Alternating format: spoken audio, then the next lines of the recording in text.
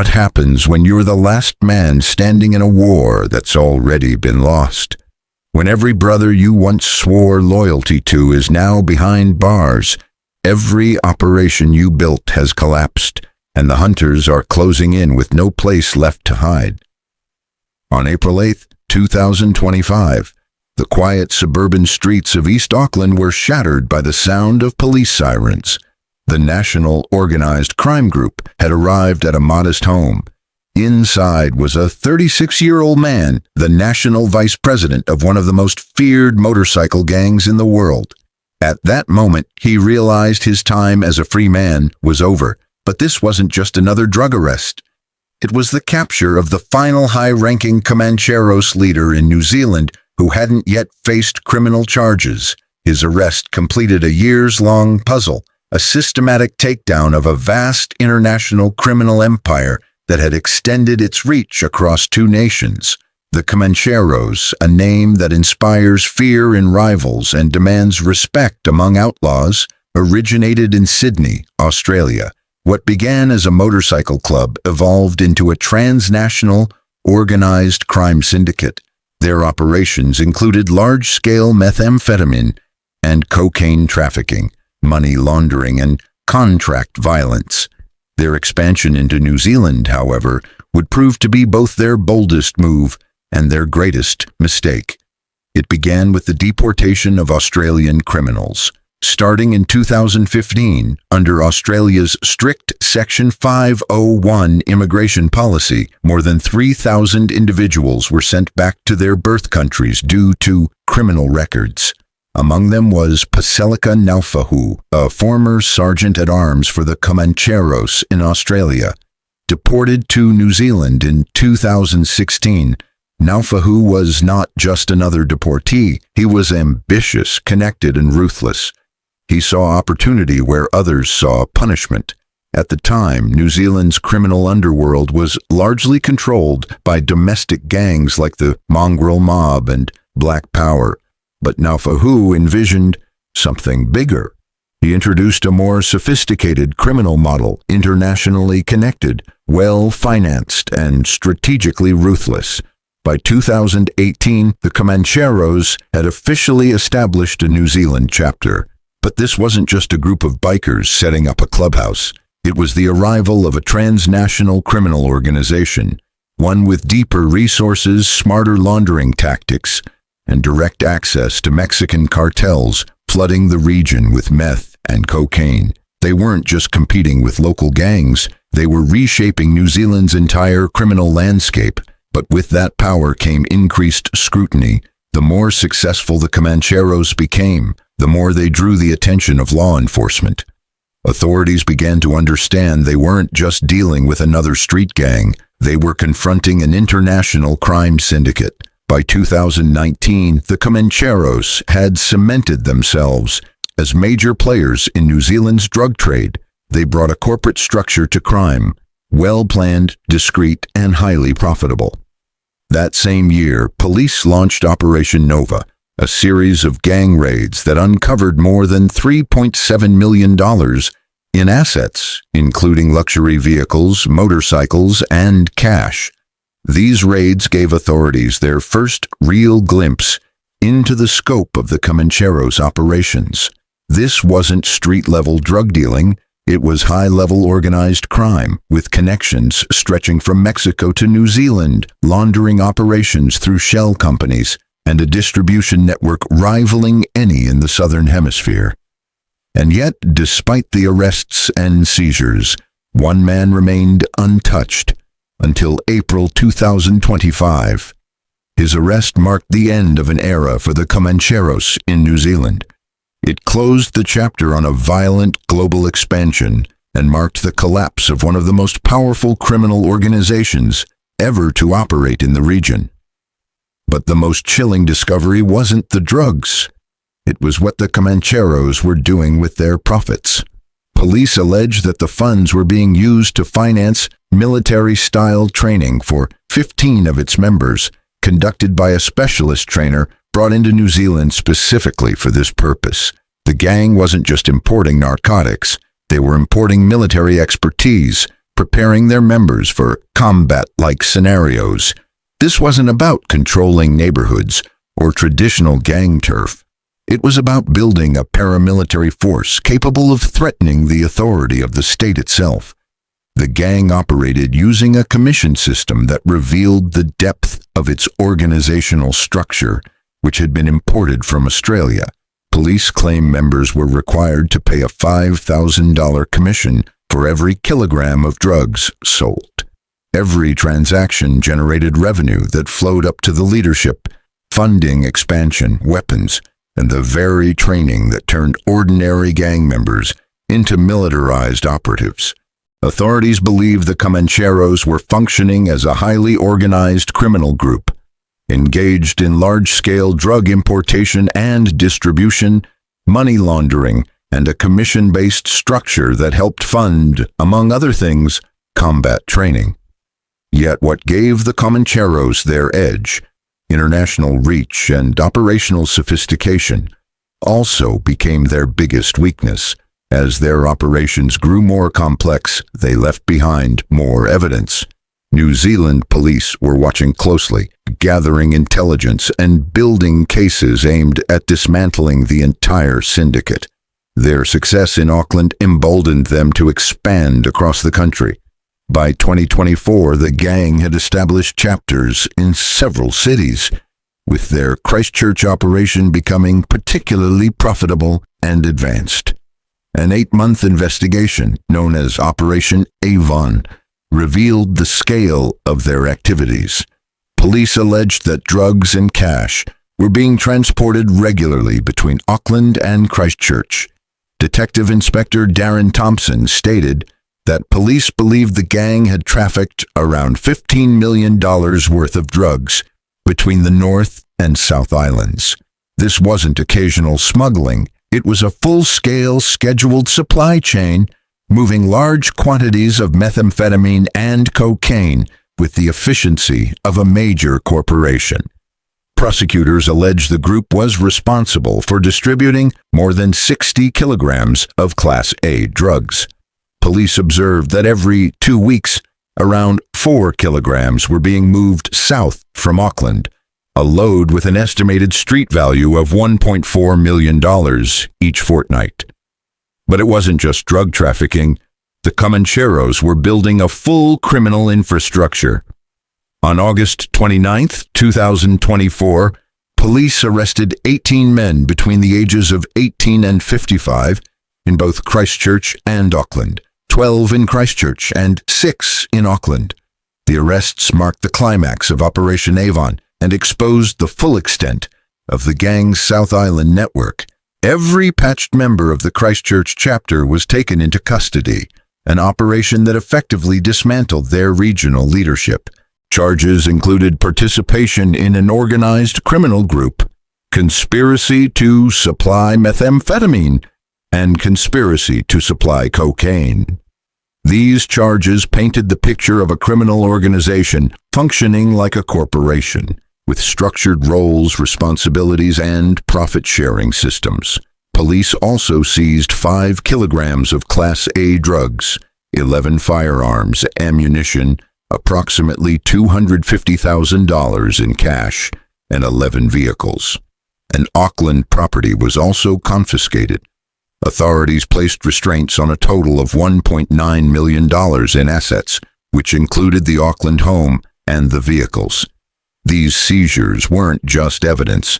They were proof of a criminal empire that had risen from nothing to amass millions of dollars in assets in just a few short years. But the Christchurch arrests were just the beginning. The investigation began uncovering links that stretched far beyond New Zealand's borders. Chapter 4: International Connections. While New Zealand police worked to dismantle the gang's operations domestically, their Australian counterparts were unearthing links that revealed the organization's true international scale. On November 30th, 2024, in Queensland, Australia, authorities allege that one of the men arrested that weekend was the vice president of the Comancheros Outlaw Motorcycle Club's Brisbane chapter. The arrest was tied to what would become Australia's largest ever cocaine bust, 2.34 tons of cocaine, valued at approximately $760 million. These developments confirmed what investigators had long suspected. The Comancheros were not just a local threat, they were a key player in an international drug trafficking network. The operation, codenamed Operation Tyrannor, exposed the Comancheros' deep ties to South American drug cartels and their involvement in one of the most sophisticated drug importation schemes ever uncovered. Authorities allege that the group attempted to smuggle drugs into Queensland by sea. AFP Commander Stephen Jay stated that authorities had been tracking a vessel allegedly sent to rendezvous with a mothership in international waters, hundreds of kilometers off the Queensland coast. The operation marked a turning point. It confirmed the Comancheros' transformation from a local motorcycle club into a major player in global drug trafficking. They weren't merely purchasing drugs from cartels, they were direct partners in complex maritime smuggling operations that spanned across continents. As the vessel made its return toward the Queensland coast, it experienced mechanical failure and broke down. That failure triggered a coordinated police response. The breakdown wasn't just bad luck, it was the moment when years of surveillance, intelligence gathering, and interagency coordination finally paid off.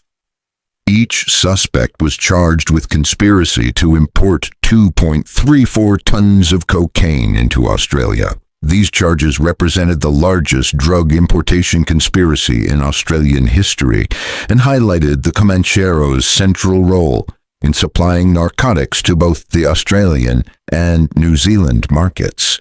However, the arrests in Australia were just one part of a much larger international puzzle. Back in New Zealand, police were preparing their final moves against the remaining leadership of the gang, including the most elusive figure of all, the National Vice President. Chapter 5. The net closes. By early 2025, the situation for the last free members of the Comancheros in New Zealand had become increasingly dire. Police Commissioner Andrew Coster announced that a total of 137 charges had been filed against members and associates of the gang.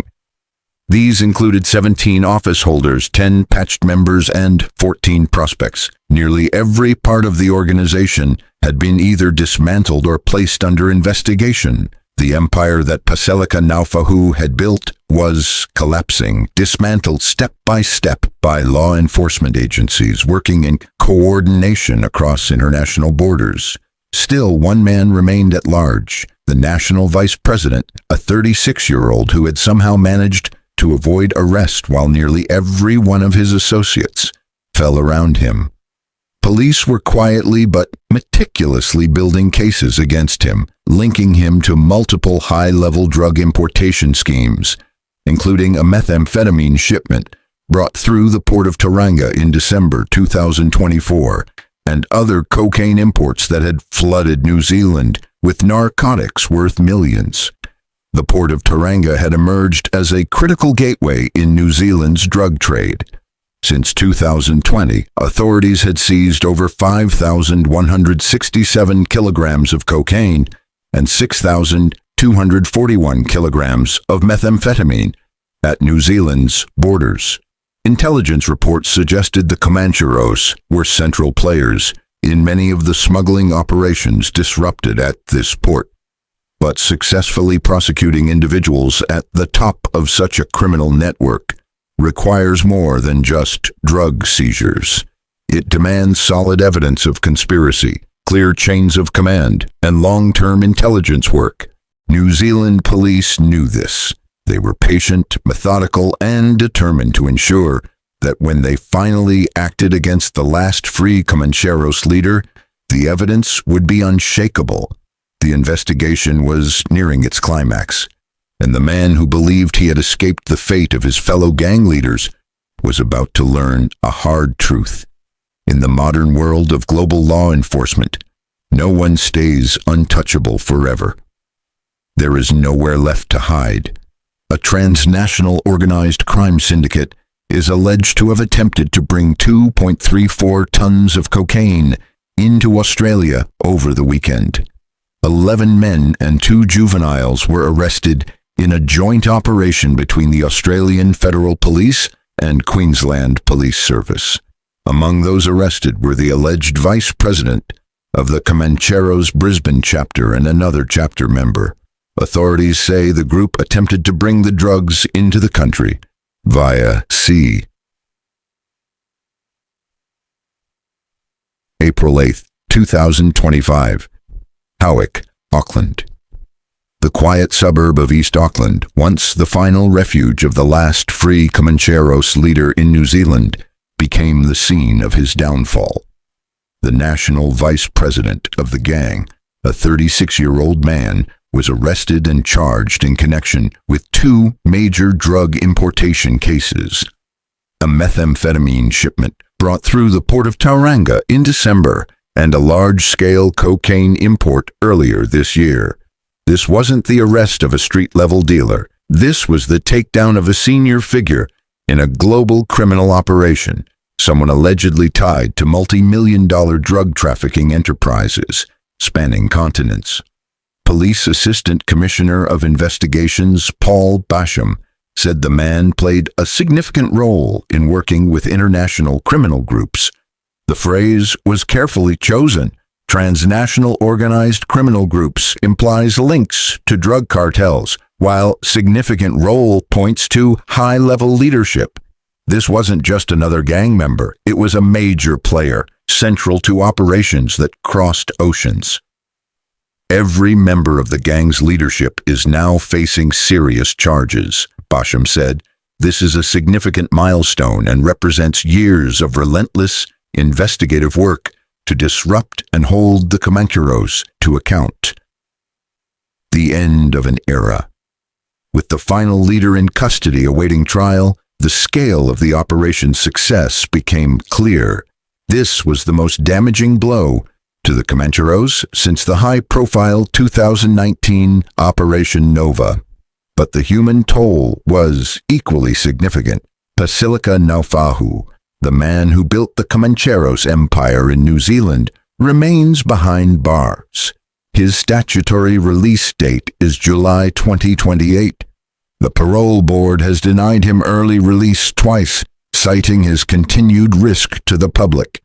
Despite this, Naufahu has refused to disassociate from the gang and confirmed he intends to remain involved, though he claims he will follow parole board conditions.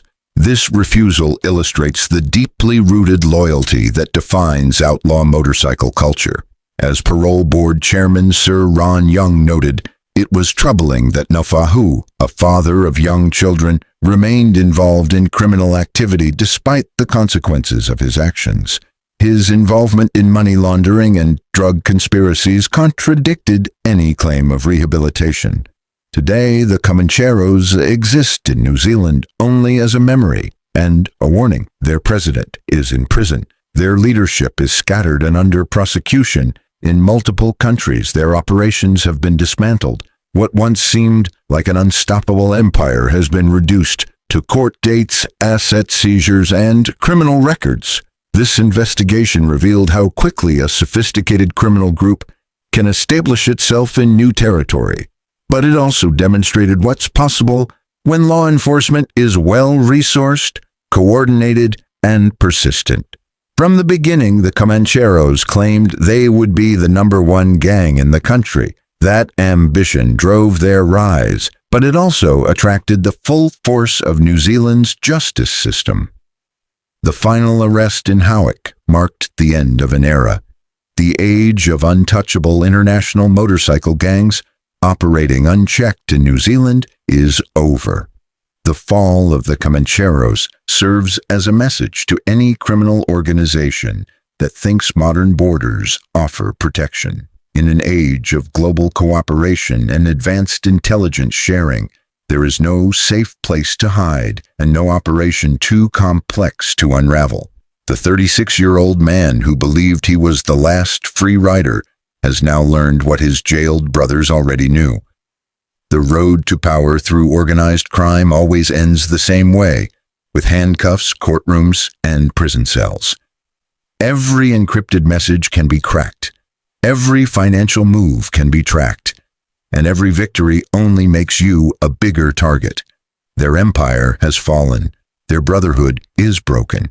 Their story is now a cautionary tale, a warning about the cost of choosing crime over community.